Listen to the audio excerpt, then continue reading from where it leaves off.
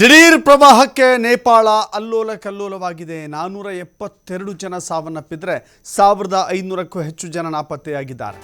ಸಾವಿನ ಸಂಖ್ಯೆ ಕ್ಷಣ ಕ್ಷಣಕ್ಕೂ ಕೂಡ ಏರಿಕೆಯಾಗ್ತಾ ಹೋಗ್ತಾ ಇದೆ. ಕೆಸರಲ್ಲಿ ಹೂತು ಹೋಗಿದೆ ನೂರಾರು ಶವಗಳು.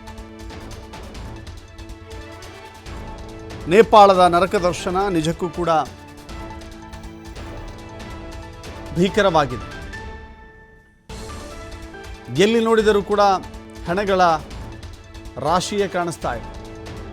ಕೆಸರಲ್ಲಿ ಹೂತು ಹೋಗಿದ್ದಾವೆ. ಶವಗಳನ್ನು ಹುಡುಕೋದು ಬಹಳ ದೊಡ್ಡ ಸಾಹಸ. ಈಗ ವಿದೇಶಿ ಪ್ರವಾಸಿಗರಲ್ಲಿ ಭಾರತೀಯರೇ ಹೆಚ್ಚಾಗಿದ್ದಾರೆ. ಸಹಜವಾಗಿ ಭಾರತ ನೇಪಾಳದ ನೆರೆಹೊರೆ ರಾಷ್ಟ್ರ. ಭಾರತದಿಂದ ಅನೇಕರು ಹತ್ತಿರದ ನೇಪಾಳಕ್ಕೆ ಹೋಗುವುದು ಸಹಜ, ಯಾವುದೇ ವೀಸಾ ಅಗತ್ಯವಿಲ್ಲದ ಕಾರಣಕ್ಕಾಗಿ. ಸೊ ಹೀಗಾಗಿ ಅನೇಕರು ನೇಪಾಳಕ್ಕೆ ಹೋಗ್ತಾರೆ, ವೈಷ್ಣವಿ ದೇವಿ ದರ್ಶನವನ್ನು ಪಡೆದುಕೊಳ್ತಾರೆ.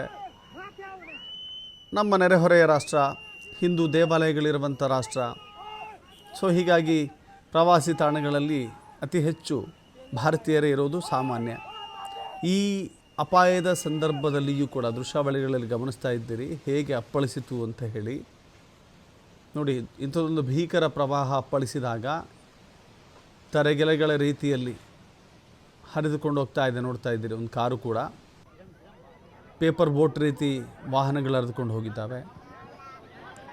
ಇನ್ನು ಬೃಹದಾಕಾರದ ಮೀನುಗಳನ್ನು ಕೂಡ ನೋಡ್ತಾ ಇದ್ದೀರಿ. ಬೃಹದಾಕಾರದ ಮೀನುಗಳು ಕೂಡ ಅಲ್ಲಿ ಪತ್ತೆ ಆಗ್ತಾ ಇದ್ದಾವೆ. ಈ ಬೆಟ್ಟದ ಮಧ್ಯೆ ತೂರಿ ಬರುತ್ತಿರುವ, ಅತಿ ವೇಗದಿಂದ ಧಾವಿಸುತ್ತಿರುವ ಪ್ರವಾಹ ಎಷ್ಟರ ಮಟ್ಟಿಗೆ ತೀವ್ರತೆಯನ್ನು ಹೊಂದಿದೆ ಅಂತ ಕೂಡ ನೋಡ್ತಾ ಇದ್ದೀರಿ. ಹೀಗೆ ಅಪ್ಪಳಿಸಿದಂಥ ಪ್ರವಾಹ ತನ್ನ ರಕ್ಕಸ ಮಡಿಲಿಗೆ ಸಿಕ್ಕಂಥ ಮನೆಗಳನ್ನು ಕೊಚ್ಚಿಕೊಂಡು ಹೋಯಿತು. ಸಿಕ್ಕ ವಾಹನಗಳನ್ನು ತನ್ನ ಒಡಲಲ್ಲಿ ತೇಲಿಸಿಕೊಂಡು ಹೋಯಿತು. ಅಲ್ಲಿದ್ದಂಥ ಜನರನ್ನು ಪ್ರಾಣ ಸಮೇತ ಹಾಗೆ ಹರಿಸಿಕೊಂಡು ಹೋಯಿತು. ಈ ಪ್ರವಾಹದ ಹೊಡೆತಕ್ಕೆ ಸಿಲುಕಿದವರು ಈಗ ಆಲ್ರೆಡಿ ಸಾಕಷ್ಟು ಜನ ಸಾವನ್ನಪ್ಪಿದ್ದಾರೆ. 1500 ಜನ ನಾಪತ್ತೆಯಾಗಿದ್ದಾರೆ. ಬದುಕುಳಿಯುವ ಸಾಧ್ಯತೆಗಳು ತೀರಾ ಕಡಿಮೆ ಅಂತ ಹೇಳಲಾಗಿದೆ. ಅವರು ಬದುಕಿದ್ದಾರೋ ಜೀವಂತವಾಗಿದ್ದಾರೋ ಗೊತ್ತಿಲ್ಲ. ನೋಡಿ, ಒಂದು ಕಟ್ಟಡ ಇದೆ, ಆ ಕಟ್ಟಡದ ಮಧ್ಯೆ ಜನ ಇದ್ದಾರೆ. ಪ್ರವಾಹದ ಆ ನೀರು ಹರಿದು ಬಂದರೆ ಇಡೀ ಕಟ್ಟಡ ನೋಡ್ತಾ ಇದ್ದಂತೆ ಕ್ಷಣಾರ್ಧದಲ್ಲಿ ನೆಲಸಮ ಆಗುತ್ತೆ. ಅಂಥ ಕಟ್ಟಡ ನೆಲಸಮವಾಗೋದ್ರ ಜೊತೆಗೆ ಅಲ್ಲಿದ್ದಂಥ ಜನ ಆ ನೀರಿನಲ್ಲಿ ಕೊಚ್ಚಿಕೊಂಡು ಹೋಗಿದ್ದಾರೆ.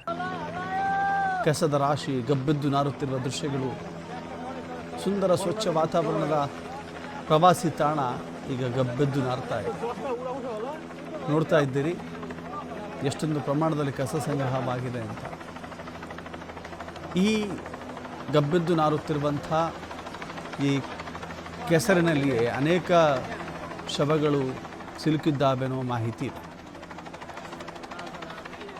ಶವಗಳನ್ನು ಹೊರತೆಗೆಯೋದು ಬಹಳ ದೊಡ್ಡ ಸಾಹಸ. ಕೆಸರು ನೋಡ್ತಾ ಇದ್ದೀರಿ, ಅಲ್ಲಿ ಕಾಲಿಡೋಕ್ಕೂ ಸಾಧ್ಯವಿಲ್ಲ.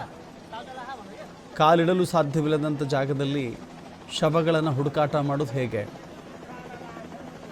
ಹೆಲಿಕಾಪ್ಟರ್ ತಂದರು, ರಕ್ಷಣಾ ಪಡೆ ಅಲ್ಲಿನ ಧಾವಿಸಿದ್ರು ಕೂಡ ಕೆಸರಲ್ಲಿ ಕಾಲಿಡೋಕೆ ಆಗ್ತಾ ಇಲ್ಲ.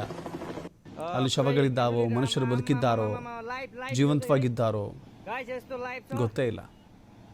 ಸೊ ಹೀಗಾಗಿ ನೇಪಾಳ ಸುಂದರ ವಾತಾವರಣ ಇರುವಂಥ ನೇಪಾಳ ಇದೀಗ ನರಕವಾಗಿದೆ.